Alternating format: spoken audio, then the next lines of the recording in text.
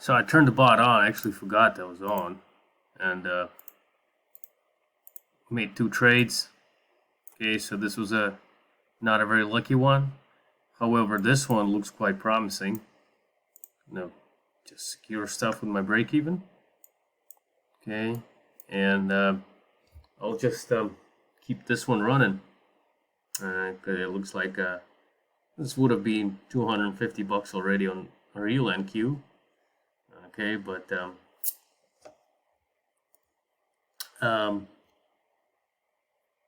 so my last iteration of this bot had to be corrected because basically the bot exited on the first choppy bar, but the break even was not canceled, so it entered back in long when the market went up, and I came back inside and I was like, hey, come on, what is this? Okay, so you can it's actually the market open now, right? So so this thing might actually go quite far. So I might actually even give it some error. So I'm going to turn off the exit and I'm going to bring down the stop. So I wanted to keep running. I want to keep it running down. Okay, because I don't want to exit on the first choppy bar now. I've already secured my profit. I want to figure out maybe if I have a downside market today, I might get some. I might get lucky. Okay. So let's see how this goes. I hope I'm on the real account. That's always happens. You turn it on, it's in a good trade, and it's not real money. Okay. Anyway.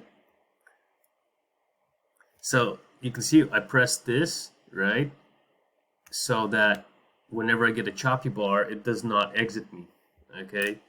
I don't want it to exit on the choppy bar anymore because I believe now that I was quite lucky to have a good entry, and I might have some market corrections here that I just want to sit through because I have a feeling this thing might go down more, right?